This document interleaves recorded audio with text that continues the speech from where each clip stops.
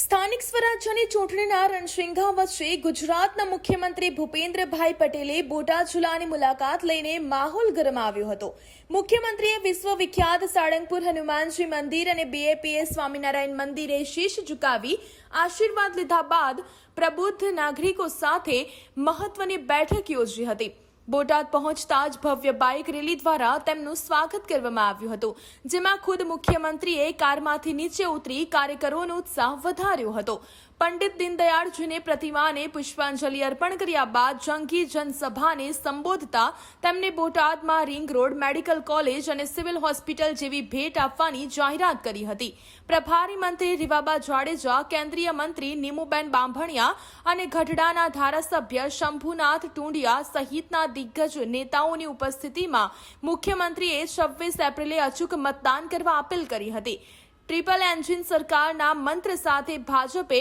જિલ્લા અને તાલુકા પંચાયતોમાં ભવ્ય વિજયનો વિશ્વાસ વ્યક્ત કર્યો છે. સભામાં ઉમટેલી જનમેદની અને કાર્યકરોનો અનેરો ઉત્સાહ આગામી ચૂંટણીના પરિણામોના સંકેત આપી રહ્યો છે. બિલકુલ, આજ રોજ બોટાદ જિલ્લા ખાતે આદરણીય મુખ્યમંત્રી શ્રી ભૂપેન્દ્રભાઈ પટેલ સાહેબનો સંપૂર્ણ કાર્યક્રમ હતો. બપોરથી લઈ અને અત્યાર સુધી આપ જોઈ શકો છો તેમ સૌ પ્રથમ તો સાળંગપુર દાદાના દર્શન કરી અને સ્વામિનારાયણ મંદિર ખાતે સંતોની સાથે પરામર્શ, વિચાર વિમર્શ અને આશીર્વાદ લઈ અને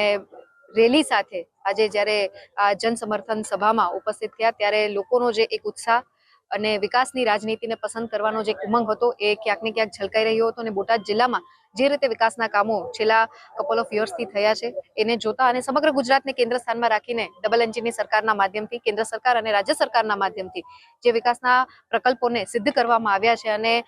ભારતના વિકાસમાં ગુજરાતના વિકાસનું યોગદાન જ્યારે સવિશેષપણે જણાઈ રહ્યું હોય ત્યારે આ સ્થાનિક સ્વરાજની ચૂંટણીમાં બોટાદ જિલ્લા ખાતે ખૂબ જ લોકોનો એક જે સહકાર છે અને વિકાસની રાજનીતિને પસંદ કરવાનું સશસ્ત્ર નેતૃત્વ આ દેશના યશસ્વી પ્રધાનમંત્રી નરેન્દ્રભાઈ મોદી સાહેબ ઉપર જે વિશ્વાસ રાખી અને સતત આ જિલ્લાએ ભારતીય જનતા પાર્ટીને સમર્થન આપ્યું છે ત્યારે આ વખતે પણ જિલ્લા પંચાયત, તાલુકા પંચાયતની ચૂંટણીમાં, નગરપાલિકાની ચૂંટણીમાં પણ આ જન વિશ્વાસ, આ જન સમર્થન અમને મળવાનું છે અને તમામે તમામ ઉમેદવારોને ખૂબ સરસ જંગી લીડ સાથે બોટાદ જિલ્લો જ્યારે ત્રીજું કમળ ખેડવી એટલે કે 3 ટ્રિપલ એન્જિનની સરકારના માધ્યમથી આગળ મોકલવાના હોય ત્યારે હું હૃદયપૂર્વકનો માનનીય મુખ્યમંત્રીશ્રીનો આભાર વ્યક્ત કરું છું આ જિલ્લાના પ્રભારી મંત્રી તરીકે અને સાથે સાથે તમામ ઉમેદવારોને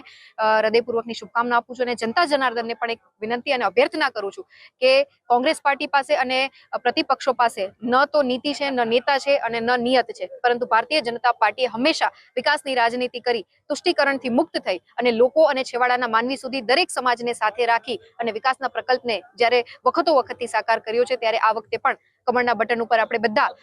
દબાવીએ અને તમામે તમામ ભારતીય જનતા પાર્ટીના ઉમેદવારને મજબૂત અને જંગી લીડ સાથે જીતાડ્યો એ જ અભ્યર્થના સાથે હું ખૂબ ખૂબ હૃદયપૂર્વક એમનો આભાર માનું છું.